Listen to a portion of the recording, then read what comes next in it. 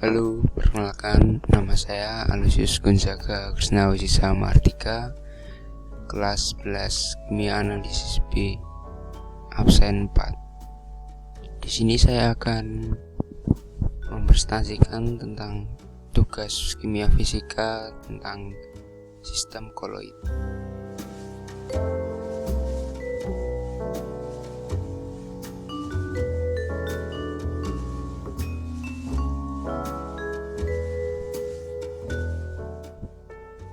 Yang pertama, pengertian dari koloid adalah suatu campuran zat heterogen atau dua fase antara dua zat atau lebih, di mana partikel-partikel zat yang berukuran koloid, fase terdispersi atau yang dipecah, tersebar secara merata di dalam zat lain, medium pendispersi atau pemecah. Ukuran partikel koloid berkisar antara 1 sampai 100 nm mikrometer. Ukuran yang dimaksud dapat berupa diameter, panjang, lebar, maupun tebal dari suatu partikel. Dapat tambahannya, secara makroskopis, koloid terlihat seperti larutan, di mana terbentuk campuran homogen dari zat terlarut dan pelarut. Namun, secara mikroskopis terlihat seperti suspensi, yakni campuran heterogen, di mana masing-masing komponen campuran cenderung saling memisah. Warna pada zat berasal dari warna pigmen yang sebenarnya tidak terlarut dalam air ataupun medium pelarut lainnya. Namun, zat terlihat seperti campuran homogen yang layaknya larutan garam dan bukan seperti campuran heterogen layaknya campuran pasir dengan air.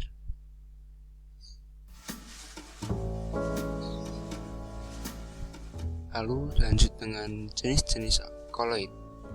Sistem koloid dapat dikelompokkan berdasarkan fase terdispersi dan fase pendispersinya. Berdasarkan fase terdispersi, jenis koloid ada 3, antara lain sol atau fase terdispersi padat, kedua emulsi atau fase terdispersi cair, yang ketiga buih atau fase terdispersi gas. Koloid dengan fase pendispersi gas disebut aerosol. Fase terdispersi sendiri adalah zat yang terdispersikan, misalnya susu. Nah, koloid-koloid ini dibedakan menjadi 8 jenis, yaitu pertama fase terdispersi cair, menjadi dispersikan gas, jenis koloidnya aerosol, contohnya kabut, awan, hairspray. Kedua, fase terdispersi padat, fase pendispersinya gas, jenis koloidnya aerosol, contoh koloidnya asa, asap, debu di udara. Ketiga, fase terdispersinya gas dan fase pendispersinya cair, jenis koloidnya buih, contoh koloidnya buih sabun dan krim kocok. Keempat, fase terdispersi gas, fase terdispersi cair, sedangkan fase pendispersinya cair, jenis koloidnya emulsi, contoh koloidnya susu, santan, mayones. Kelima, padat, fase terdispersinya, sedangkan fase pendispersinya cair, jenis koloidnya sol, contoh koloidnya sol emas, tinta, cat, pasta gigi. Lalu keenam, fase terdispersinya gas, sedangkan fase pendispersinya padat, jenis koloidnya buih padat, contohnya karet busa, styrofoam, batu apung. Lalu ke-7 fase terdispersinya cair, sedangkan fase pendispersinya padat. Jenis kolitnya bisa dibilang emulsi padat atau gel. Contohnya margarin, keju, jelly, mutiara. Lalu yang terakhir ke-8 fase terdispersinya padat dan fase pendispersinya padat. Jenis kolitnya sol padat. Contoh kolitnya gelas berwarna intan hitam.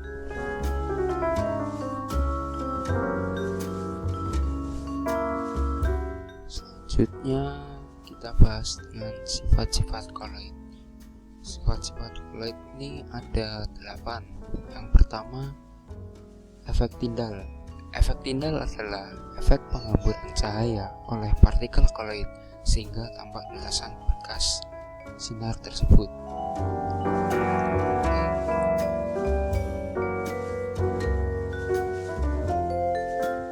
Kedua, ada gerak Brown.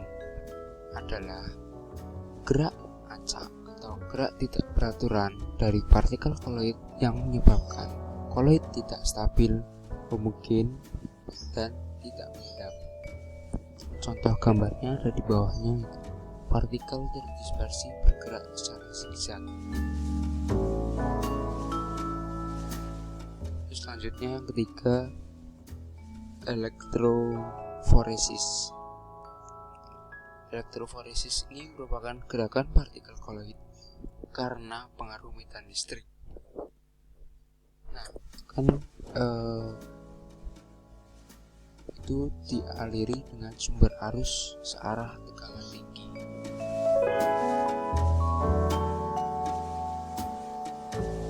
Yang keempat ada adsorpsi. Adsorpsi adalah penyerapan terhadap partikel atau ion atau senyawa yang lain sehingga partikel koloid bermuatan. Kelima, koagulasi. Koagulasi adalah penggumpalan partikel koloid sehingga membentuk endapan karena kerusakan stabilitas sistem koloid. Proses koagulasinya ada di gambarnya ya.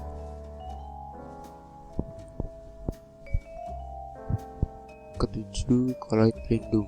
Koloid pelindung adalah suatu koloid yang ditambahkan pada koloid lain agar diperoleh koloid yang stabil. Tidak dapat menyebabkan koagulasi karena melapisi partikel koloid sehingga melindungi muatan koloid. Partikel koloid pelindung berada di luar dan partikel koloid yang dilindungi di dalam. Yang ketujuh ada dialisis. Dialisis merupakan proses penghilangan ion-ion yang mengganggu stabilan koloid dengan cara penyaringan.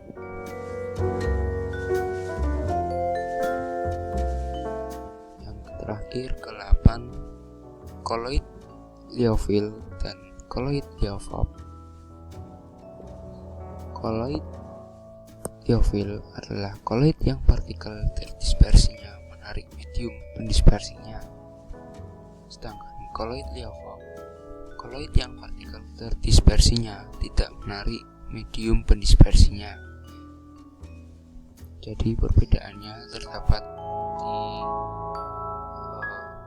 penarikan atau tidak menarik pada medium pendispersinya.